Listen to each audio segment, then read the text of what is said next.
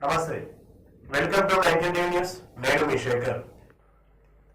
Palamuru Rangareddy project పనులను త్వరితగతిని పూర్తి చేయాలని మహాత్మా గాంధీ కలకుర్తి ఎత్తిపోతల పథకం ద్వారా ఖరీఫ్కు ప్రతి ఎకరానికి సాగునీరు అందించాలని రాష్ట్ర ఎక్సైజ్ పర్యాటక శాఖ మంత్రి జూపల్లి కృష్ణారావు ఇరిగేషన్ శాఖ అధికారులను ఆదేశించారు. శుక్రవారం జిల్లా కలెక్టర్ వాదవత్ సంతోష్ ఇరిగేషన్ అధికారులతో కలిసి కొల్లాపూర్ ప్రాంతంలోని నార్లాపూర్ వద్ద పాలమూరు ప్రాజెక్టు పనులను మహాత్మా గాంధీ కలకుర్తి ఎత్తిపోతల పథకం పంపుల పురోగతిని మంత్రి జూపల్లి కృష్ణారావు పరిశీలించారు. అనంతరం ఇంజనీరింగ్ శాఖ అధికారులతో సమావేశమయ్యారు. ఈ సందర్భంగా ఆయన మాట్లాడుతూ పాలమూరు ప్రాజెక్టు నిర్మాణ పనులకు త్వరితగతిని పూర్తి చేయాలని కేఎల్ఏ ద్వారా ఖరీఫ్ సీజన్లో రైతులకు ప్రతి ఎకరానికి సాగునీరును రాష్ట్ర ముఖ్యమంత్రి రేవంత్ రెడ్డి ఆధ్వర్యంలో అందించాలనేది తమ ప్రభుత్వం ముఖ్య ఉద్దేశమని అన్నారు. విషయంలో నూతనంగా వచ్చినటువంటి జిల్లా కలెక్టర్ వాదవత్ సంతోష్ గారు, అట్లాగే సి విజయభాస్కర్ గారు, ఇతర అధికారులు, ప్రజాప్రతినిధులందరితో పాల్గొన్నారు. ఈ సందర్భంగా మీడియా మిత్రులందరికీ నమస్కారం తెలియజేసుకుంటూ, గడిచిన 3 మాసాల నుంచి ఎమ్మెల్సీ మరియు ఎంపీ కోడ్ ఉన్న కారణంగా ఏ అంశం పైన కూడా అధికారులను పిలిచి సమీక్ష పెట్టే వాతావరణం లేకుండే. అంతకుముందు 3 మాసాలు కొత్త ప్రభుత్వము, అధికారము, యంత్రాంగము, శాసనసభ సమావేశాలు దీని కారణంగా కూడా పనిచేసే సమయం పోయింది.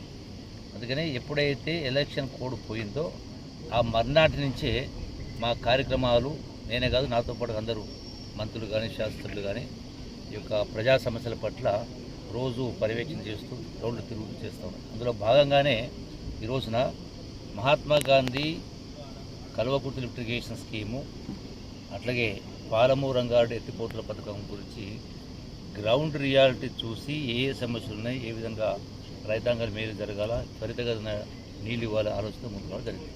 అయితే ముఖ్యంగా ఈ మహాత్మా గాంధీ కల్వకుర్తి లిఫ్ట్ ఇరిగేషన్ సంబంధించి మొత్తం 5 పంప్ సెట్లు ఉన్నాయి. 5 కలిపి 800 క్యూసెక్ల చొప్పున రోజుకు 4000 క్యూసెక్లు పంపించేస్తే 4 లక్షల ఎకరాలకు నీళ్ళు వచ్చే అవకాశం ఉన్నది. ఆ ప్రకారం ఆనాడు డిజైన్ చేయడం జరిగింది. దురదృష్టవశాత్తు గడచిన 4 సంవత్సరాల నుంచి అందులో 2 మోటార్లు పనిచేయడం లేదు. 4 సంవత్సరాల నుంచి దాన్ని రిపేర్ చేయలే, గాలికి వదిలేసి ఇప్పుడు నికరంగా ఉన్నది కేవలం 3 మోటార్లే. సో 3 మోటార్లు పంపింగ్ చేస్తే అది 2 లక్షల ఎకరాలకి నీళ్లు పారేది కష్టంగా ఉంది.